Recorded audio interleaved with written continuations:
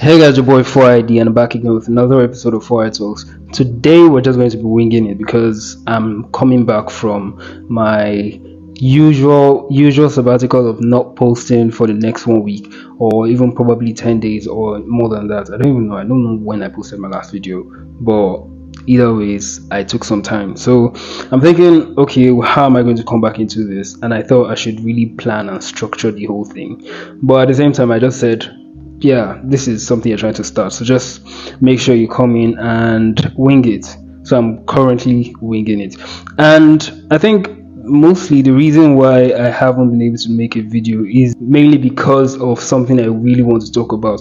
And during this period, since I moved here, I think I started it before I moved here actually, but I took some time to read this book, and it turns out that it actually gave a huge perspective on how I should go about doing, whether it is business, whether it is just working in general, and just being, I don't want to use the term consistent because that's something I've been using a lot. And in a sense, I've not been as consistent as I would like to be, especially being somebody that is supposed to be like I don't know how to use the word, but just somebody who is supposed to be in the foreground or telling people how to be consistent. The fact that I haven't been is also a problem. But I think reading this book and also reading some other book, that one was a narrative, so that was actually very interesting. I'm like, I should probably even go get it. So yeah, I don't know if I'm in the right position, but yeah, this is Bones of the Hills, and this is a story about Genghis Khan. I think there were a few more stories. This is like part of the trilogy of his life, and this is the last one. So I didn't read the first two, but I just read this one, and honestly, this was enough for me. I think I read like a summary of the rest of them. So yeah, back to the Great by Choice story. So I think the last video I did, the two last videos I did actually went far in explaining what I'm going to talk about from this book, and which is the whole idea of how to stay in the game and how to stay working. And it's something that normally I would have said, if you want to become great, you have to always put in your best and make sure that every time you have a chance to push yourself, you push yourself to the highest limit.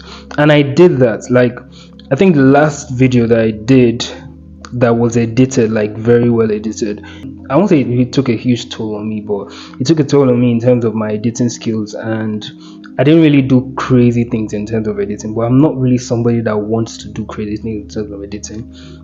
I just really want to put the words out there. So when I did that, it's kind of affected it did a lot for me in terms of making me feel very good and making me notice that I could push myself to the limit.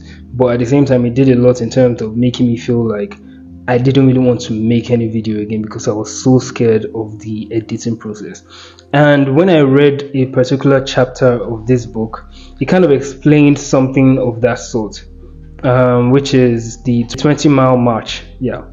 So let me look for the page so it doesn't look like I'm just. So this is the concept of the 20-mile march. Chapter 3. And the way it described it was, it gave this whole analogy of, I think it was two travelers that were supposed to pass the South Pole or something.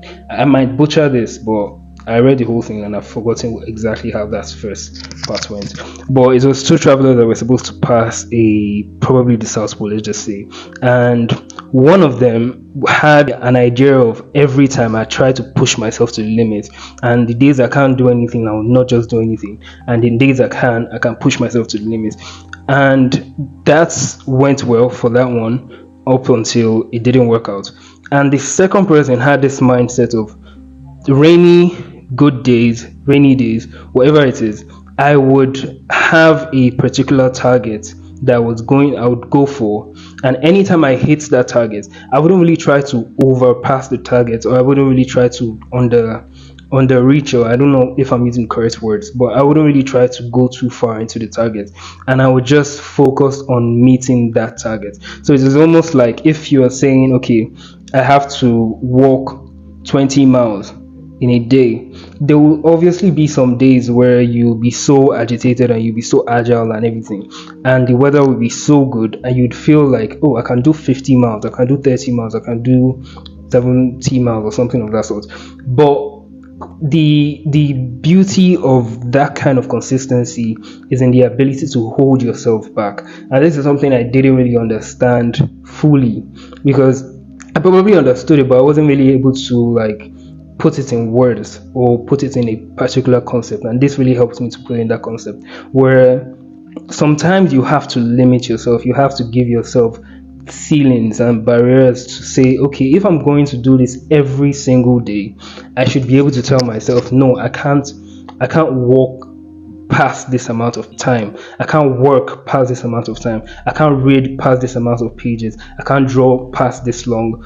I should be able to do this. Okay, if I was supposed to draw every day, I should be able to do a 3-hour drawing every day, like spend 3 hours drawing. And even if it got to a day when I could do 7 more hours, I would still do 3 hours, because I know that I'm going to come back tomorrow to do it, which really helps in the sense that when it becomes that routine, even on the bad days, you're still showing up. But when you push yourself to the limit, and the next day happens to be a bad day, maybe you had something to do or you had something crazy or anything, you wouldn't really have the motivation to go back and do those things.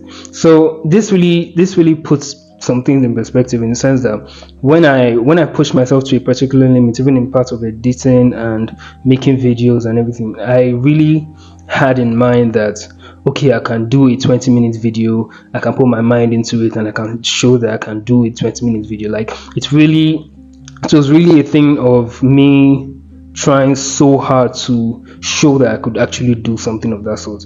And when I found out that when I did it, I really didn't have the mind to come back to it again. So, like I said, I'm really documenting most of my slip-ups, most of my the concept that I come through in life and everything. But at the same time, this is something that I just felt I should put out there. Like, it isn't well thought out. It's not something that I've really conceptualized fully, and I don't really have the full words for it. But just being able to read that and learn from that is like, okay, just hold yourself back a bit, keep yourself in a box a bit. And that's something that doesn't work conventionally, because everybody feels like, okay, you always have to push yourself, you always have to be the best, in terms of, okay, I have to work so hard, I have to push myself to the soul and everything. But at some point, if you know that you have to stay consistent and you have to do this every single day, you don't really have to push yourself. You just have to create a discipline and a routine to know that, okay, I can do this tomorrow as well. So if you're going to do a workout or something, work out to a point where you know, okay, I went above my normal threshold. I went to my limit, but I didn't pass my limit.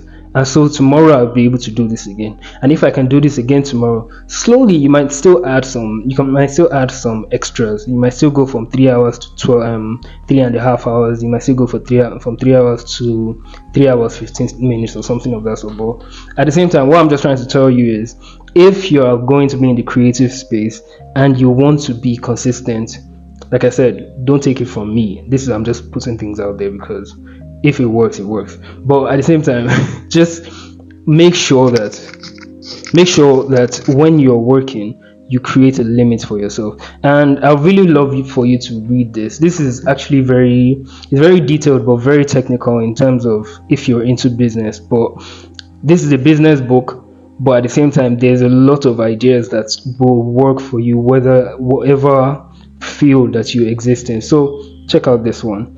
When I actually saw it the first time, just take a look at this page. Like, it looks very statistical, or it feels like maths, to be honest, when you look at it in the first place. But it really isn't. It has a lot of narratives. It has a lot of very good gems that you should learn from. So try it out, check it out, please. And thank you very much for listening, and I'll see you next time. Make sure to subscribe, like, and share, and I will see you next time. Peace.